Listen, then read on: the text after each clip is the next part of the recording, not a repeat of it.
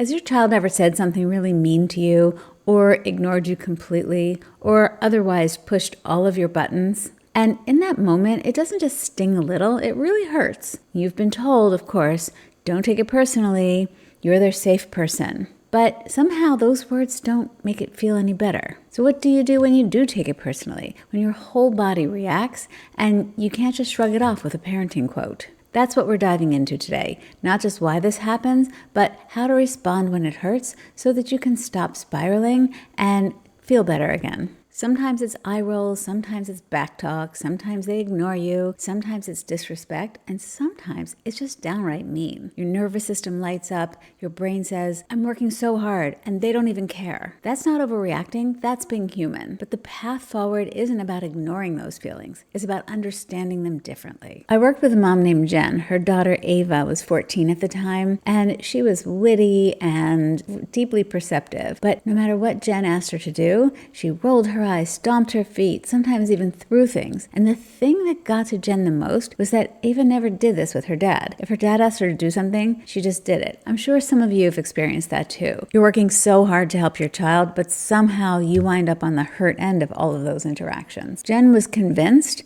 that she respected her dad and resented her mom. But Ava wasn't rejecting Jen. Jen was her safe place, and she trusted her enough to fall apart. I know that's cold comfort when you're going through it. So let's talk about some things that you can do to help it in the moment. We're going to get to the strategies, but before that, we're going to go into something that's deeper than the strategies, deeper than self-control, and it does have to come first. Changing how you respond doesn't happen in the moment. It happens in the quiet between the storms. Most parents I work with say, I get it logically, but it still feels personal. That's normal. Your nervous system remembers. But the real shift happens when you reflect in those quiet moments and begin to reframe. This isn't about me. This is a child overwhelmed by something they can't manage. Unless you do the work to really embrace that as the truth, it's very hard to accept it in the moment. By doing the work to embrace that, let me be clear. I'm not saying that you should stuff down your feelings. You can and should feel whatever feelings come up, hurt, anger, even hopelessness sometimes.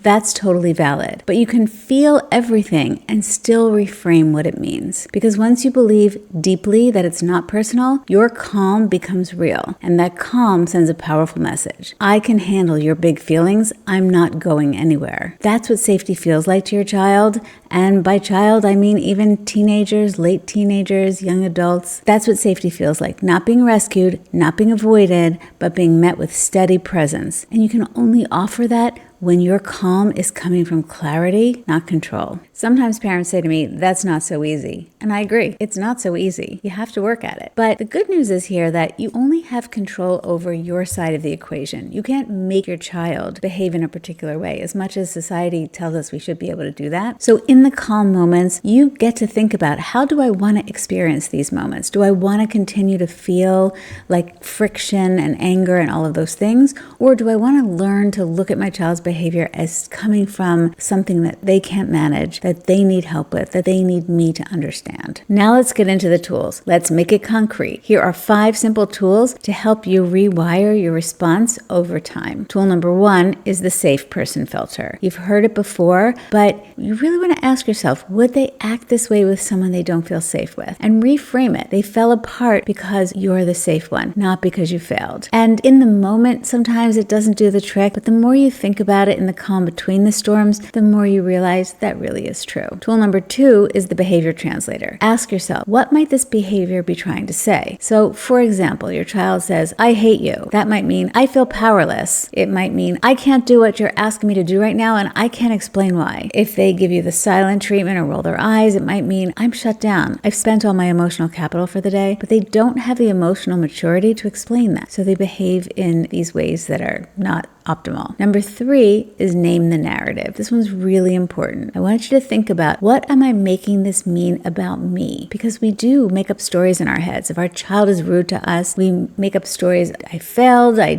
raised them to be rude. I didn't crack down enough when they were younger. All kinds of things. So we're making up stories. You want to stop, interrupt that, and say, what else could be true? And again, we go back to the behavior translator. When the child says, I hate you, it's probably, I feel powerless right now. 4 is mantra pairing. Use using phrases like, this isn't about me, it's about regulation, or this is a storm, not a betrayal. Again, it's not like you hear it once and, oh, that works, easy peasy. No, you have to really think about it over and over and really think about it applied to the circumstances, and you do begin to see that that is true. And 5 is track the pattern, not the incident. So look for when and why behaviors show up. Patterns reveal needs, and needs aren't personal. You don't have to be perfect, and you don't have to pretend it doesn't hurt. What you can do is decide how you want to feel in these moments. You only have control of your side of the equation, and you can decide that you want to stand strong and believe that it's not about you. Spend time looking for and collecting evidence that proves that. The moment you stop taking it personally and start responding from belief and not fear, you give your child something really powerful. You give them a steady presence in the middle of their storm and a reason to trust, and that changes everything. I hope this was helpful for you, and if it was, I hope you'll consider giving it a like and subscribing if you haven't yet done so, and I'll see you in the next one.